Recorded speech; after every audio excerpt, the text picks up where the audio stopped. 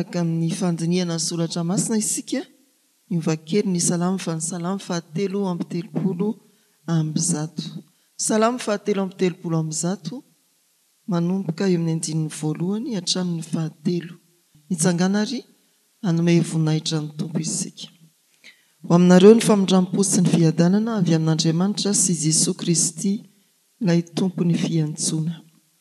Hoy ny mpanao salamo: endre tsara sady mahafinaritra raha ny mpirahalahy miara-monina tahaka ny dililo tsara miloha, izay mitsororoka misomotra dia nisomotra iarona, izay mitsororoka moro-tongotra akanjony, tahaka ny ando any Hermona izay milatsaka amin'ny tendrombohitra Ziona, fa voadidin' Jehovah eo ny fitahiana dia fiainana ho mandrakizay.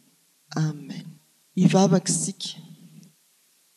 Feno fankasitrahana anao izay ry Andriamanitra rainay, noho ny haben'ny fitiavanao, noho ny haben'ny famindramponao, ary noho ny fahasoavana tsy hain'ny vavana itononona arotsakao amin'ny fiainanay isan'andro, na ny tsaronay na ny tsy tsaronay velively.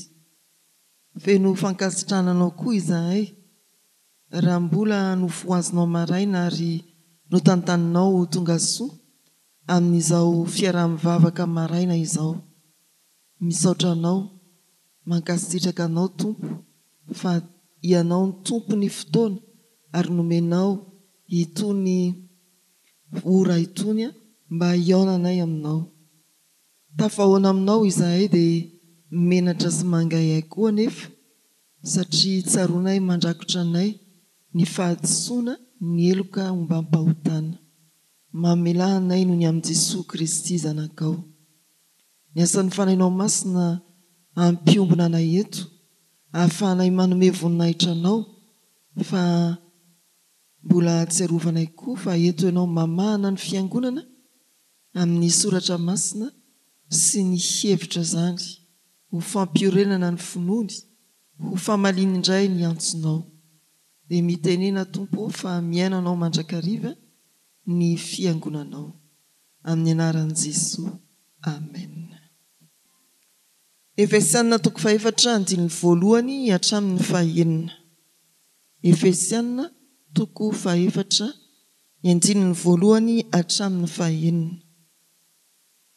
Iarahantsika mamaky ny soratra masina manao hoe: ary noho izany izaho mpifatotra noho ny amin'ny Tompo dia mangataka aminareo mba handeha mendrika ny fiantsoana izay niantsoana anareo, amin'ny fanetretena rehetra sy ny fahalemem-panahy, amin'ny faharipo mifandevitra amin'ny fitiavana, mazoto mitana ny firaisana avy amin'ny fanahy amin'ny fehim-pihavanana, iray ny tena ary iray ny fanahy, dia toy ny niantsoananareo amin'ny fanantenana iray momba ny fiantsoananareo. Iray ny Tompo, iray ny finoana, iray ny batisa, iray Andriamanitra sady iray n'izy rehetra, izay ambonin'izy rehetra sy manerana azy rehetra ary ao amin'izy rehetra. Amen. Ray masino manamasinana amin'ny fahamarinana, ny teninao no fahamarinana. Amen.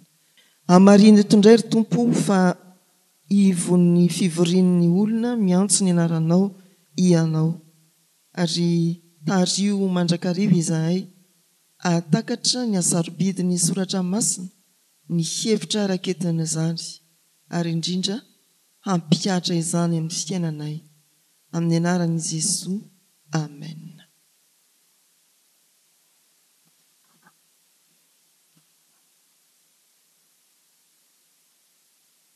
Efesianina. Efa niaraka tamin'ny boky itsika na ho ary na mbola tsy teo ary ianao dia manakolazaina momba an'izany boky ny Efesianina izany. Toko 9. Soratan'i Paoly ho an'ny fiangonana tany Efesosy.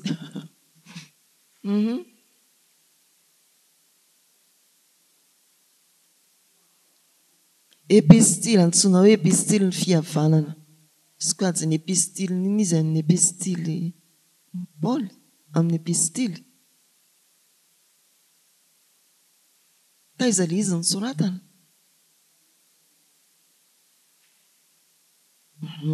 Dia epistiliny inona ny filazan'izany? Epistiliny fifatorana. Misy firy ny epistiliny fifatorana?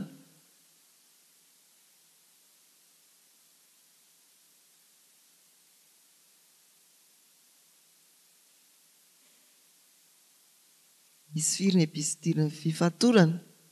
Izany hoe ireo nisoratana tany am-pigadrana.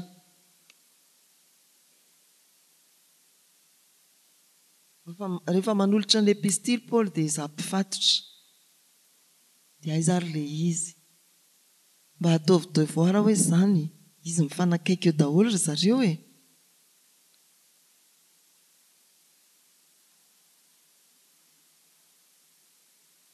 Io iry tovony efa eo amin'ny vavanao dia maninona ary izy raha tononona? Efesiana, Filipiana, Kolosiana, dia ina ilay Onesimosy? Filemona. Dahoarisika andeha hitanisa andininy vitsivitsy mety efa nitarika antsika teo amin'ny fiainana maha-kristianantsika ao anatin'izao boky ny Efesiana izao. Andininy efa nitarika anao tamin'ny fiainana kristiana.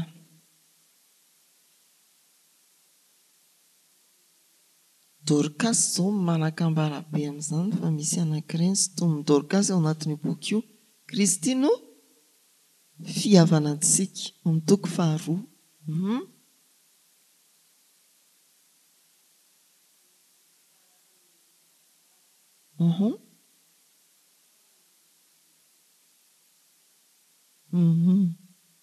Dia io ve dia tsy mba tadidina dia inona ary eo andininy fahafolo io?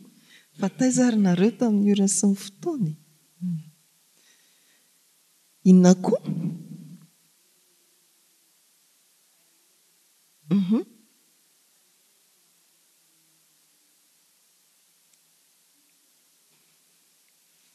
Mpiantafika sy ny fifoazana mahay tsara.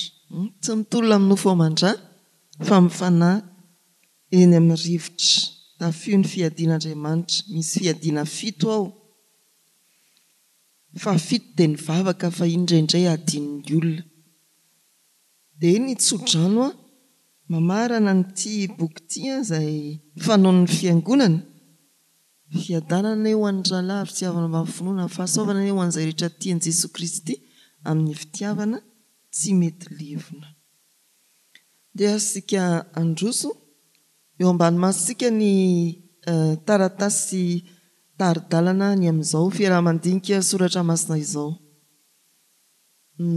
Nofitinina fa anantena fa afaka hivelatra tsara sika ny amin'ny 5 ilay fanontaniana ho amin'ny fampizarana.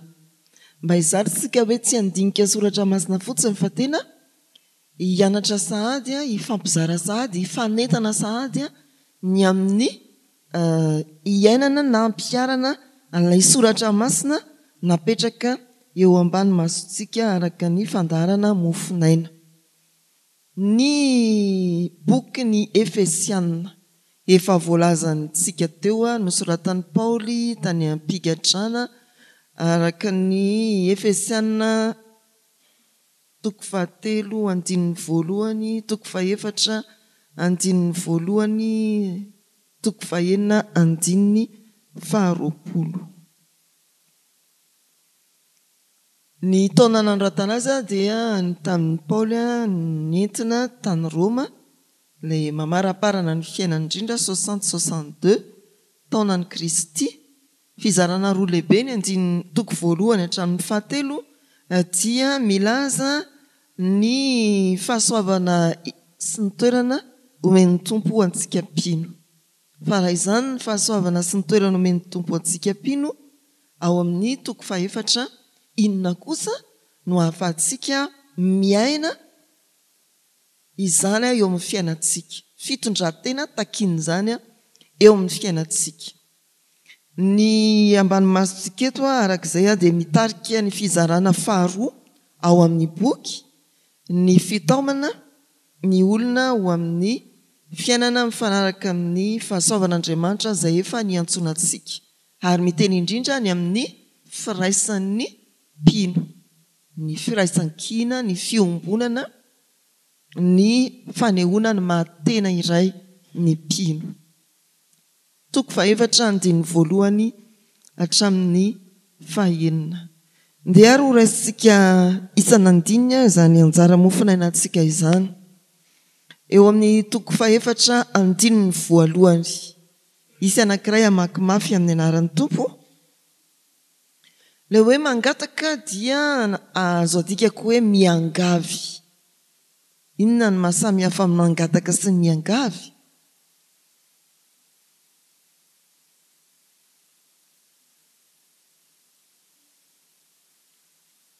Mitalao. Miangavy re tompoko. Eo zany ity soratra ity zany tsy mandidy fa miangavy.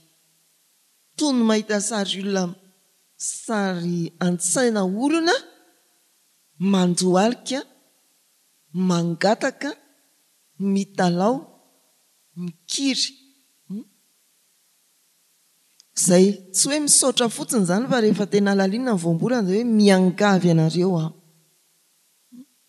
Iaina mendrika ny fiantsoana. Izao mpifatotra noho ny amin'ny Tompo, ilay hoe mpifatotra, epistily ny fifatorana, dia mangataka aminareo mba handeha mendrika ny fiantsoana izay niantsoana anareo. Fiainana mifanandrify amin'ny toerana maha-olona ao amin'ny Kristy. Izany dia voafariparitra ao amin'ny Efesiana toko voalohany andininy fahatelo hatramin'ny fahaefatra ambin'ny folo. Ilay misy hoe isaora ilay Andriamanitra rain'i Jesosy Kristy Tompontsika izay nitahy antsika amin'ny fitahiam-pana rehetra ny an-danitra arak'izay nifidianany antsika raha teo. Hatrany ny fahaefatra ambin'ny folo misy famariparitana ao. Tsy vakitsika moa fa mety lany ny fotoana. Ny andininy faharoa hatramin'ny fahatelo. Inona ny fanalahidiny izany hoe firaisampo sy firaisan-tsaina izany? Omeny izao andininy faharoa sy fahatelo izao antsika ireo fanalahidy. Ndeha ary isy anankiray indray amaky andininy faharoa sy fahatelo. Hatreo ary. Inona zany ilay fanalahidy? Fanetretena, fahalemem-panahy, faharipo, fandeferana amin'ny fitiavana, fitazomana, ny firaisana avy amin'ny fanahy amin'ny fehem-pihavanana. Ahoana re zany? Mazoto izy eo amin'ny andininy fahatelo.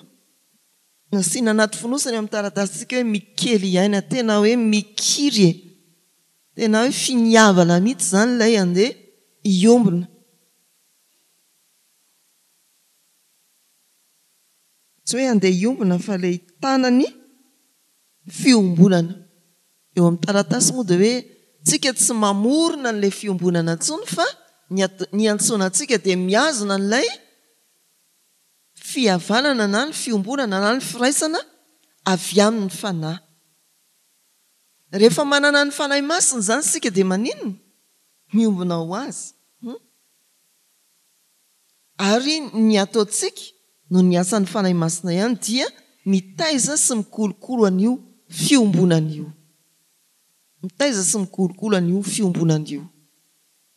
Any amin'ny fanontaniana fampiarana dia hoeritreretintsika hoe tena iainan'ny fiangonana ve zany? Miteny hoe fehem-pihavanana, misy famangina zao androany. Mahazo SMS moa ny diakonina tompona anjara. Fa reo ary mbola tsy tonga ihany.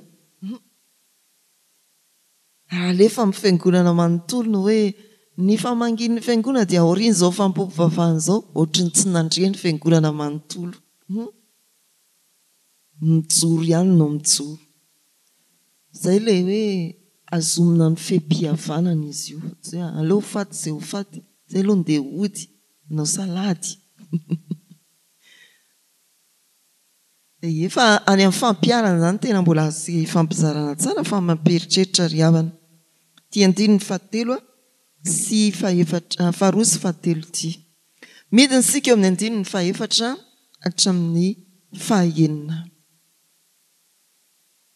olona anankiray amaky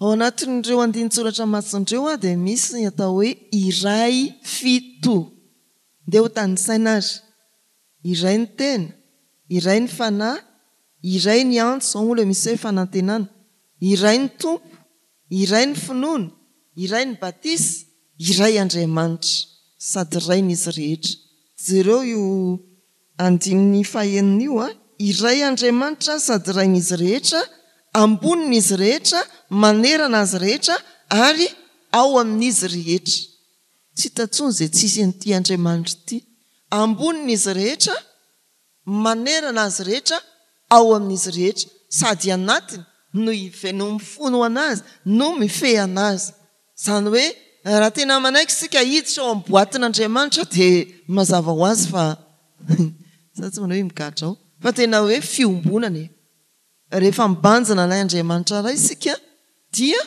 tanteraka ho azy ny fiombonana raha tena iainantsika natao hoe trinité masina tononona amin'ny fiafaran'ny fampom-pivavahana isak'izay misy fampom-pivavahana tsy tenenina zany hoe ndeha iombone mihavana re andao hoe hiaraka anao an'izao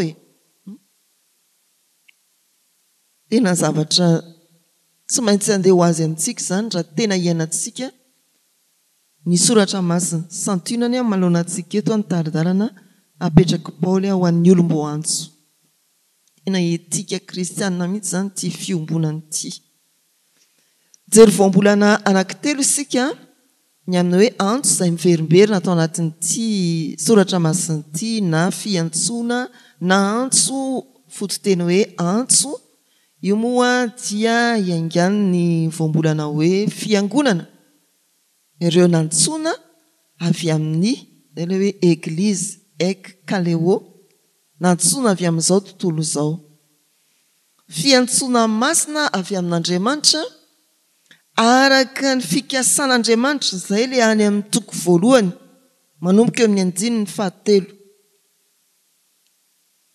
isaorany Andriamanitra raha Jesosy Kristy tompontsika izay nitahy antsika ao amin'ny Kristy amin'ny fitahim-pana rehetra ny an-danitra araka ny fidianana antsika tao mamy ny fony tsy mbola ary fanorenana izao tontolo izao nantsoana isika araka ny fikasan'Andriamanitra fony tsy mbola ary fanorenana izao tontolo izao mahavariana zany tsy hoe antso fotsiny amin'ny asa fanompoana nantsoana anao mpitandrina nantsoana ny olona nao dekona nantsoana olona ho mpikambana ao anatin'ny sampana hitarika sampana nantsoana ianao ho kristiana fa nantsoana ianao hiaina amin'ny fiainana vaovao ary io fiantsoana ho amin'ny fiainana vaovao io tsy tokony havarianantsika fa raha dekonantsika kanefa tsy matsiaro miaina ny fiainan-baovao dia tokony heritreritra hoe voantso asatsy voantso tsy hoe antsoana fotsiny hanompo amin'ny fanompoana mampitandrina fa antsoana hiaina fiainan-baovao io zany dia fiantsoana tena iombonana ireo olona rehetra izay nantsony ny tompo ninona anjara fanompony amin'ny fiangonana dia efa namaly ny antso amin'ny maha olom-baovao izy nantsoina olom-baovao ianao Romanina toko 5:7 aorianany hoe zavatra rehetra miara-miasa aso lolo ovakiana vetivety amin'ny anaran'ny tompo io Romanina toko 5:7 io amin'ny anaran'ny tompo manao hoe ary izay nitendreny no nantsony koa ary izay nantsony no hamasininy koa ary izay no hamarininy no nomeny voninahitra koa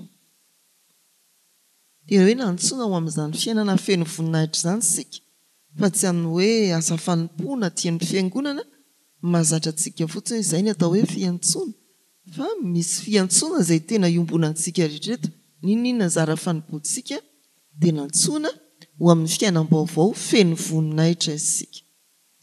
Ny ato amin'izao soratra masin'izao dia matanjaka koa verimberenany hoe firaisana. Ao anatin'izany ny voambolana hoe iray, ny tenena tamintsika teo hoe iray ny tena, iray ny fanahy, iray ny antso. Ny firaisam-po sy ny firaisam-panahy eo amin'ny mpino. Izay no iray ato amin'izao andinin-tsoratra masin'izao. Ny dikany dia tena hoe fiombonam-po amam-panahy, tsy amin'ny fanompoam-pivavahana fotsiny fa mipratika ny fanompoam-pivavahana koa.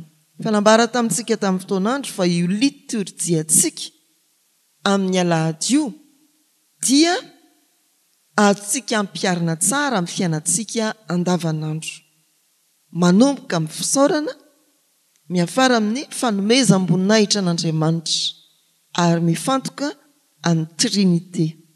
Izany ny liturjiantsika, ankoatran'ny hoe zava-maneno amin'ny fiandohana, zava-maneno amin'ny fiafarana. Isaky ny isan'andro ianao dia liturjia ny fiainanao. Malina fa ny hoe liturjia dia adika hoe fanompon'ny daholobe, fa fampiarana ny fanompom-pivavahana ny fiainanao, fampiarana ny finoanao ny fiainanao. Zafady, fampiarana ny finoanao ny fiainanao. Liturjia mantsy dia fampiarana ny fotom-pinoana ny fiangonana, fampiarana ny finoanao fiainanao. Fiainanao dia liturjia isan'andro, midera, misaotra, mifona, mangataka, misaotra sy manome voninahitra. Mifoha ianao maraina midera sy misaotra, mifona, mangataka ny amin'ny tontolo andronao, miverina indray amin'ny fisaorana sy fanomezam-boninahitra an'Andriamanitra. Liturjia ny fiainanao isan'andro. Anatin'izany moa izany tenin'Andriamanitra, fifandraisana amin'ny Tompo, tsy hoe ianao miteny fotsiny fa akombonao mivavahan'Andriamanitra, fa fifandraisana amin'ny Tompo dia Andriamanitra miteny, isika miresaka aminy. Izay ilay hoe firaisana, fiombonam-po amam-panahy, vokatry ny asan'ny fanahy masina. Ny fanahy efa niverimberina tamintsika io, ny fanahy masina no tondrona amin'ny hoe pneuma iny, ilay hoe rehefa mijery pneu ianao dia mahatsiarova fanahy masina. Sao dia hoe vaky pneu fiangonana, tsisy fanahy masina. Naona ny pneu amin'ny fiangonana, tsisy pneu masina. Zay. Dia ato amin'ity soratra masina ity moa izany ahitantsika araka ny voalaza teo fa ny fanahy masina no mampiombona ary ny fiangonana dia antsoina hitaiza izany fiombonana izany. Efa vita ny fanahy masina ny fampiombonana, fa ny fiangonana sisa no mikolokolo mampitombo miazona ny fiombonana amin'ny fehi-pihavanana. Manantitrantitra ity zavatra faefatra ity, ny foto-kevitra ara-tsoratra masina, foto-kevitra teolojika araka an'Andriamanitra ato anatin'izao mofinain'izao, misy anankitelo ireo. Ny fiantsoana eto amin'ity perikopa ity dia mitarika antsika ho amin'ny fiainana feno fahamasinana ary tsy hoe miandry lanitra fotsiny sika, fa ety an-tany dia efa mandrafitra ny fiainan-danitra ao anatin'ny fiombonana sy ny firaisan-kina. Raha misy fiainana endriky ny elo dia ny fiainana misy ady lava. Fa raha misy fiainana endriky ny lanitra dia ny fiainana misy fiombonana. Manomboka any amin'ny tokantrano izany. Tena hoe lanitra mihitsy izany tokantrano, tena mahafinaritra, voankazo miditra mahatamana. Tsisy gidra mihitsy, tsisy makaela. Ewe izany eny ary dia mandefitra indray zany amin'io amin'ny manaraka mba anjaranao indray mandefitra. Andefitra aloha amin'ity, anao ary ny hevitra fahaleo ny anahy mba hijanona fa tsy eo dia ritina lavabe eo ny ady hevitra farany olona biady. Fa ankoatran'izay hoe tena firindrana ao anatin'ny tokantrano endrika ny fiainan-danitra dia tena feno fidirana ao an-trano any an-dakozia any dia sady mihira mitetika karaoty. Any amin'ny toerana rehetra ao an-trano ao dia feno fidirana. Izay ilay fiainan-danitra ny inona moa? Fidirana ny atao any fa tsisy pastera hitory teny intsony. Alao mihitsy any an-danitra ry pastera vao hibebaka tara be. Mety tsy ho hitako antsony ianao raha izany hevitra. Izay any tena fidirana sisa dia fiombonana ao anatin'ny fidirana. Dia tena hoe fiainan-danitra ty famalitsika ny antson'ny tompo ty e. Ny firaisampo amin'ny fiangonana pirofo fa miara-mandeha amin'ny Kristy isika. Mbola ho alalintsika eo amin'ny 5. Dia hitantsika eo ilay hoe iray ny tompo 5, iray ny finoana, iray ny batisa, iray Andriamanitra, iray n'izy rehetra.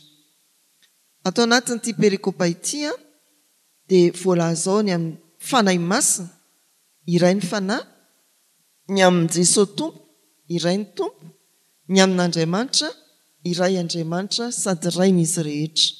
Ny fiombonan'ny fiangonana izany dia miantona eo amin'ny finoany ny trinité masina. Ny Andriamanitra inoantsika aza efa iray, ahoantsika no isaratsaraka, mampanontany tena io sao dia tsy manompo Andriamanitra iray ary ianao, fa Andriamanitra be dia be ny tomponao dia tsy miaina ny fiombonana ianao. Ireo ilay foto-kevitra mitadidintsika izany ity fiombonana kristiana ity dia efa tarafintsika amin'ilay Andriamanitra telo izay iray zanaka fanahy masina. Fiombonana kristiana dia entiny andininy fahelina indrindra ilay Andriamanitra manana fahefana amintsika ambonin'izy rehetra, ilay Andriamanitra amintsika tsiraray avy, ilay Andriamanitra ao anatintsika rehetra. Rehefa izany no alaina sary na atao sary dia hita mihitsy hoe fonosana baoritra anankiray isika, trano be anankiray isika, ananan'Andriamanitra iray fahefana. Fanontaniana eto isika anana fefakadiny. Fanontaniana ho amin'ny fampizarana. Voalohany, fakio hoe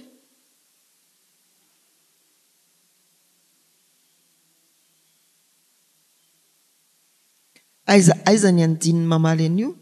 Inona avy ny toetra tokony ho hita amin'ny olona miaina mendrika ny antson'Andriamanitra? Efa nitany saina teo ilay izy ilay fanalahidy. Eo amin'ny andininy faharoa, fanetretena, falemem-panahy, fandeferana, fiazonana ny firaisana amin'ny feim-pihavanana. Manahoana re izany ny fiainantsika n'izany? Fanetretena. Tena tokony mahatsiaro mihitsy raha vao tsy misy fanetretena re ao anatin'ny fiarahamonina dia tsy misy fiombonan' izany. Fa tena iainana mihitsy io fanetretena io. Angatao amin'ny tompo izay mbola tsy hanananao amin'ireo, mba ahafahantsika miaina n'izany atao hoe fiombonana ao anatin'ny fiangonana. Fanetretena, ny fandeferana, ny fandalana ny fihavanana. Dia tsy miandry anankiray andefitra foana fa mba atao toro io fandeferana io. Fa ny tsy azo andeferana dia ny sitrapon'Andriamanitra tsy atao. Tsy mandefitra amin'izany tsika fiangonana. Anjaran'Andriamanitra ray izao mandefitra satria atao toro ny mandefitra. Sitrapon'Andriamanitra ry havana tsy mandefitra. Ny hevitr'Andriamanitra tsy mandefitra. Fa isika no mifandefitra. Ahoary ny faharoa, ahoana ny ampiarana amin'ny fiangonana eto toerana no hoe mikely aina mitana ny firaisana avy amin'ny fanahy. Afa natsidiko teo ny santionany. Tena hoe hikelezanay ny hikirizana ny azonana ny fiombonana ny fiangonana. Tezao ilay firaisana, tezao ny fiombonana, tezao ny fihavanana. Ahoana ny atao? atombo ihany amin'ny rafitra ambonindrindra ahoana ny atao hitaizana an'izany eo anivon'ny FJK manivon'ny sodaparitany aty amin'ny fitandremana indrindra miaino dia inona le anona ny hevitry ny hafa mampiasa sofina fa tsy mampiasa vava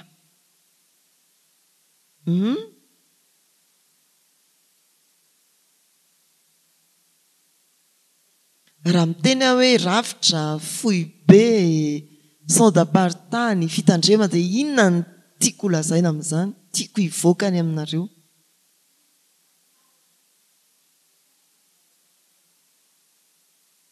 aonao sy vololona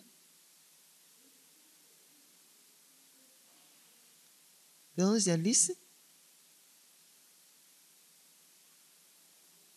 fanajana ny rafitra fanajana ny fandaminana ahoana ho ny fohy be ento ambavaka ny soda lehibe ianao nefa ina moa le asana hoentina mibavaka ohatra ny hoe sobe ony tsy anao fanajana zany raha mametraka an'izay ny tompona andraikitra araka ny tenen'ny aty vololona teo dia rahantsika zany fa tsy za tsy hitondra an'izany zanga hoany zay ny fiombonanao makany fiombonana amin'ny fanahy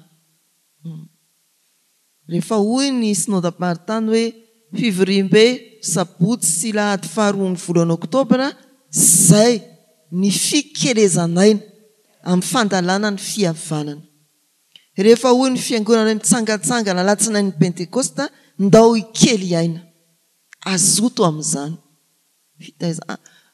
tsika zany hoe miditra indro tsy mifankahita ntsony ny mpianakavy dia antsika mba manonitra nyreny ndao hifankahita daholo any tsy vita mifampijerijery fotsiny hoe sanatriana ny kiraro ny anina sy anina fa any afaka mifampitatana miara milalao any afaka miara misakafo izany ny izy io ry havany mikely aina mazoto mitana ny firaisana avy amin'ny fehim-pihavanana inona koa fanajana fandaminana fa ny ara-panahy indrindra dia ny fivavahana ho an'ny hafa mivavaha ho an'ny anina sy anina sy anina sy anina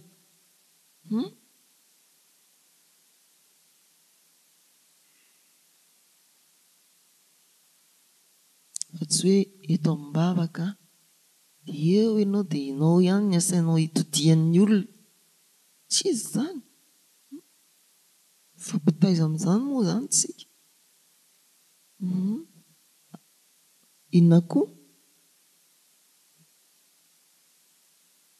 efa idirany any anatin'ny sampana rery havana io zany tena mbola mampanontany tena mihitsy mahafinaritra mibetsaka dia hoe vita ny tsodrano eto ray tongotra miara-mivavaka dada sy neny sy za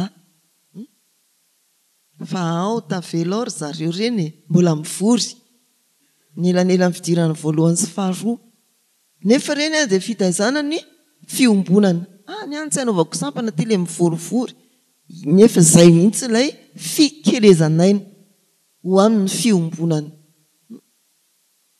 dia tena io ny sary apetraky ny tompo nataontsika tao amin'ny hira fa 4:3 fa iray tokoa ny loha dia Jesosy endriky ny iray tsy toa izay alaina tahaka io ny sary araka ny Jaona 10:10 dia vakio tsara aizany misy anao eo amin'ny fototra Jesosy dia sampana ianao sao dia le tsy mamoa ianao mpamboly voaloboka mahalala an'izany tsara zay tsy mamoa dia manino tapahana gourmand ozy ny mpamboly voaloboka ka eo amin'ny fiangonana tsy eto amintsika ihany be dia be ny gourmand tsy sampana mamoa fa eo fotsiny izy dia mihinana izy dia voky izy dia tsy hita hoe inona ary ny ataony mba efa manao rakitra kosa rery pastera eny efa inona ny dikany hoe rakitra fanoloran-tena fa tsy fanoloram-bola marika ny fanoloran-tena ny vola na tolotrao fa tsy vita ny vola dia iny ilay tenenykony hoe feno vola ary ty fiangonana ity dia aza siana olona mihitsy alefa so mivola daholo ny rakitrareo dia iza ny iteran'Andriamanitra organeny fotsiny ao iny zany ny solotenako mitendry orga ozy rymany amin'izao 50 taona zao manomboka eto dia mitsahatra jobily iny ny solotenako mitendry orga dia atendry orga ny vola be anao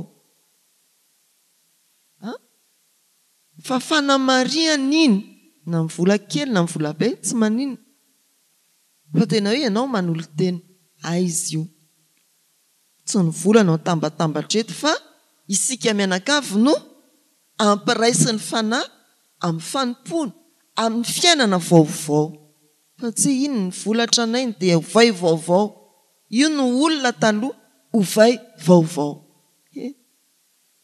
ory fiangonana malala misaotra fa misy ianareo mandrehan'izany fahatelo ndao vakio kely io fanontaniana fahatelo io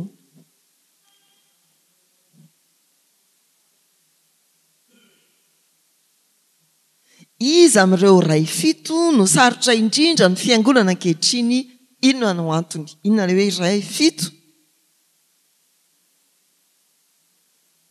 iray ny teny iray ny fanahy iray ny antso iray ny tompo iray ny finoana iray ny batisa iray Andriamanitra raha miteny hoe fiangonana ankehitriny dia ambany masika ao an-tsaintsika ny fiangonana miara-miaina amin'izao vanim-potoana izao iza amin'ireo ny sarotra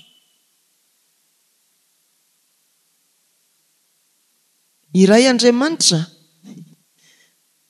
inona ny mahasarotra an'izany ohatra ny tsiray Andriamanitra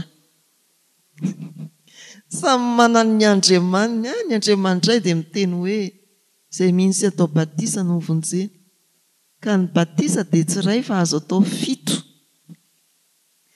rehefa tsy netinety tamiko ilay tany Ikopa dia ndeha any anaty bassin any am-piangonana ay tsy nety indray ilay tany amin'ny bassin fa andao ny any inondry any Galili mihitsy ay ory olona ny Israely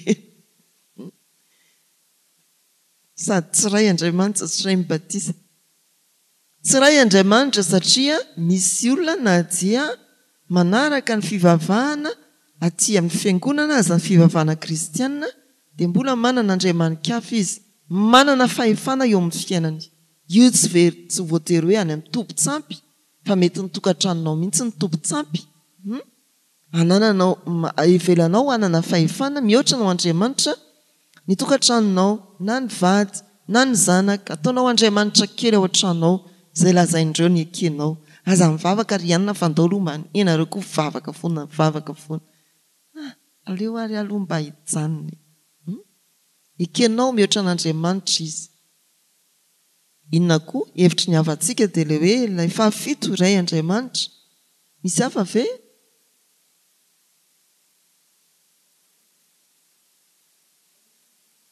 iray ny finoana io moa zany dia fiteniny eny amin'ny fiarahamonina finoana re iray ihany fa tena iray ihany tokoa ve ilay finoana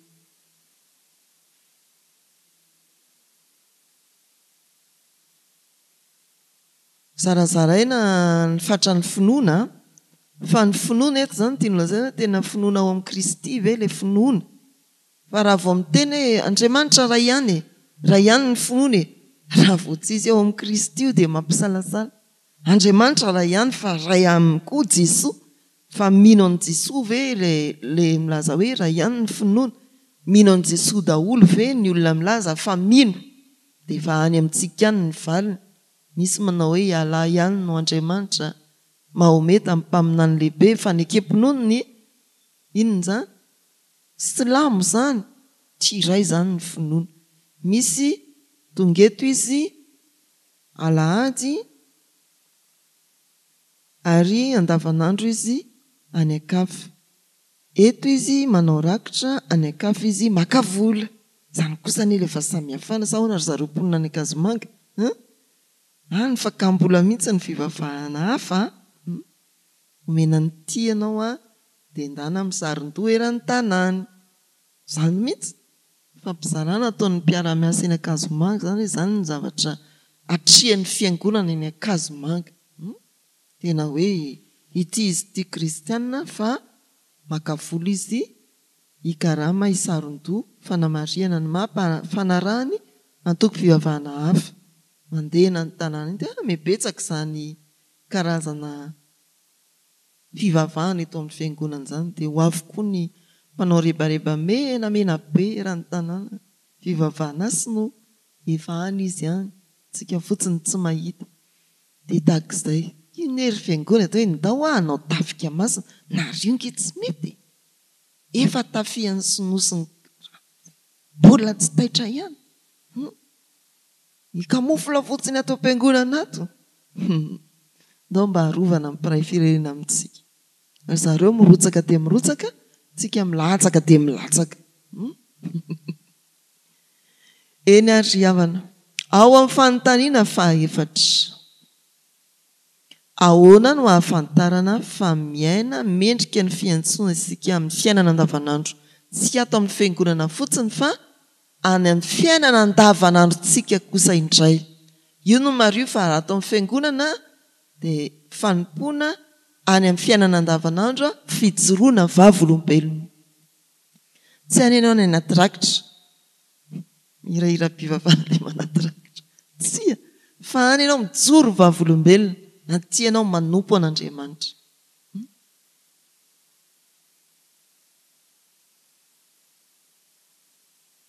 aty am-piangonana sika manao neu volomparasy any ivelany sika maninona tsy tatsony izay maneo volomparasy itsika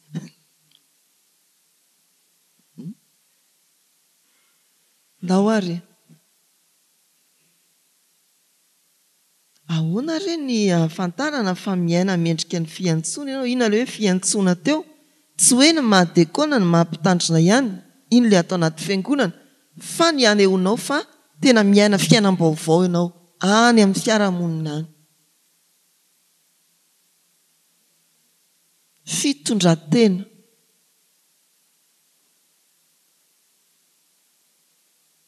fifandraisana aman'olona tena ento ny azo fijalian'i Kristy tsy hoe vakanina na atao rojo fa tena hoe iainana io mifandray amin'Andriamanitra mandrakariva ianao ary mifandray amin'ny hafa mazoto mitana ny firaisana amin'ny fanahy avy amin'ny fanahy amin'ny fempihavanana mba ianao koa izany ny lohan'ireo mamanga ny toeram-piasana dia ianao mihitsy ny lohany amin'izany sady tsy mamanga ianao dia am-piangonana tsy mamanga ianao amin'ny fianakaviana tsy mamanga ianao inona izany ny maha olom-baovao anao izany atao any amin'ny dinika mariazy efa mpivadina zao manatokantrano raha misy mpifanila-bodirindrina tratry ny fahoriana mba mijoroa mamangy raha mba misy ny sasany ao ambony-drihana ny manjoa ianao ambany-drihana tsy mamangy akory lo faty sy ho faty misy fianakaviana marary any amin'ny hopitaly aza metehitra amin'ny dada sy nentsony fa midana fefatokantrano nareo nidana mamangy velao tsy hamangy izay tsy hamangy fa izay ny maha-kristiana antsika vavolombelon'ny fitiavan'Andriamanitra isika mikely aina mitana ny firaisana avy amin'ny fanahy amin'ny fempihavanana fahadimy ary fanontaniana mahaliana inavy ireo sakana amin'ny firaisana eo amin'ny fiangonana amin'izao fotoana izao ary ahoana ny fomba ioarana n'izany andresenana izany marisarisana sarotra ve ny miaina ny fiombonana ao anatin'ny fiangonana ahoana ny ahafahantsika mihoatra n'izany tsy maintsy fantaritsika ny fisian'izany ny anton'izany sy ny vahaolana amin'izany mety efa tsisy tsony ny fotoanantsika fa raha tsy tonga saina amin'izany mantsika dia taveleo ilay fiainam-piangonana misy no hoe vita tsodrano hoe taray tongotro inona ny antony tsy maintsy hamonjy fiandrasan-draharaha izy fa nierakely hoe mba amin'ny enina sasany hatramin'ny 9 ry lehibeako mba tseova mba oka aloha mba hivavaka tonga eo aho amin'ny 9 dia omenao tsiny ve izy dia ho pastery raha izy nitsodrano hoe taray tongotro raha mba fantatrao mantsy pasterany fikerezako aina azonareo ve omenao tsiny ve izy raha ohatra ka hoe tonga ny akatoka dia iny izy fa mivoaka tsy miraharaha tonga ny dinitra raha asa fa misy kosa nefa tsy zany mihitsy fa tena fahazara-poana fotsiny hoe naliako tao dia iaona tamin'Andriamanitra, iaina an'Andriamanitra, tsy mila miaona amin'izaniza, tsy mila miaina izaniza, zany ilay tokony hositranina eo amin'ny fiainan'ny fiangonana. Vitsy ny hoe ny kiry tsy maintsy tafahoana amin'ny vahoaka an'Andriamanitra sy indrindra amin'Andriamanitra androany alahady, tsy maintsy hera efa tena zava-dehibe zany. Misy dia zara mba tonga androany, tonga fatara mbola nahita nandre vavaka fangatahana, mahagaga mihitsy fa fahazarantsika tara eto avy vavaka fangatahana iny vao miditra dia ahoana ary reto loatra sa rehefa avy eo iny dia onerany amin'ny fidirana faharoa dia hatreo amin'ny toriteny izy dia mody tapatapahany manokana eo ny liturjia, tsy azoko tsara mihitsy ny hatramin'izao mbola tsy voataiza isika. Amin'izany dia masika be koa ilay paster io fa manidy varavarana. Liturjia ka la zava-maneno ny fiandohany, zava-maneno amin'ny fiafarany, ajao Andriamanitra. Takizay ry havana. Dia tena hoe manandramana ianao hoe manao vahentomody hamara an'io fanontaniana fahadimy io, fa mahita zava-nitranga be diabe ianao, tsy iainantsika ny fiainam-baovao ny fiombonana ny mpino ary mba hamezao fantarana ny antony. Tsy mitsara fotsiny fahatansika hoe raha io ary ny zava-mitranga i mafy loha velona, tsia fa inona re ny antony. Ary rehefa hita ny antony, ahoana ny fomba amahanana izany olana izany, ioarana izany olana izany, ndeha hifampitaiza, ndeha hifampahery. Dia izay ilay fanontaniana. Tena tapitra ny fotoana, fintina moa ny fahaenina dia vavaka ny fahafito azonareo vakiana any an-trano. Ny tsara indrindra dia mamerina lesona indray nareo any an-trano, ilay melohan'ny atoriany fa mofina iny dia mba mamerina amin'ny fomba nareo. Mpianatra tena mahay dia mamerina ny lesona eo anatrehan'ny olona. Ny kristianina tena kristiana dia mahay mizara amin'ny hafa. Izay ny mampianatra antsika. Mpianatra ny tompo sika, tena mianatra dia zarao. Misy efa tanora izy izao, hatramin'ny fahazazany, manana tableau kely izay. Hatramin'ny fahazazany ilay tableau zany tsy hoe ampianarana azy fa izy milatsaka eo, mamerina ny lesony tamin'iny tontolo andriny. Zao dia zao dia zao dia zao. Dia hatramin'izao mbola fahazarana izany. Misy boky vakiny dia averina eo dia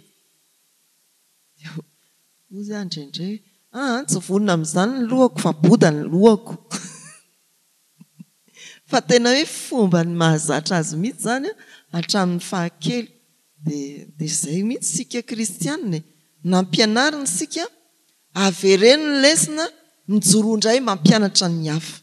Izay rehetra nampianarina anao hoy ny Timoty dia atolory ny olona mahatoky koa izay afaka mampianatra ny hafa.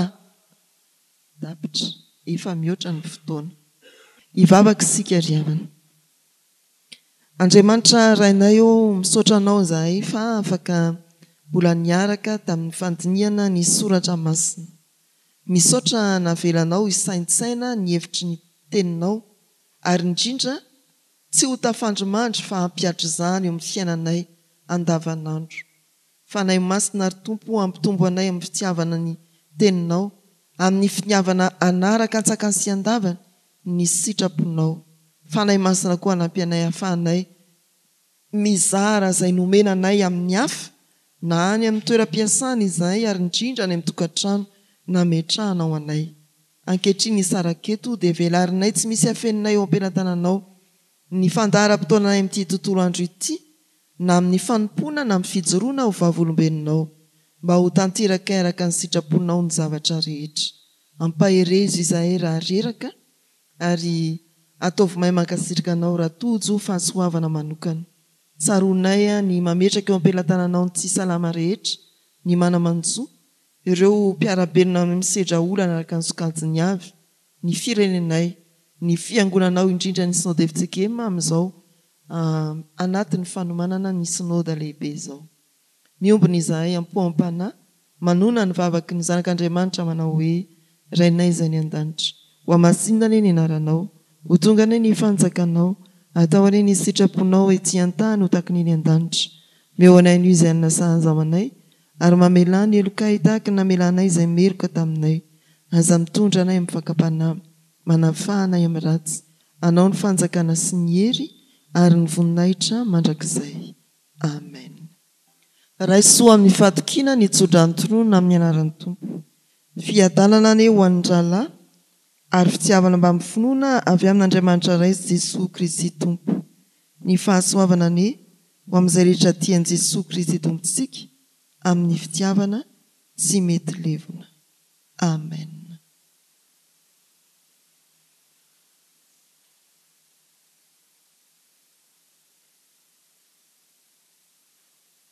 Ho an'Andriamanitra irery ihany ny voninahitra amin'ny anaran'ny Ray sy ny Zanaka ary ny fanahy masina amen.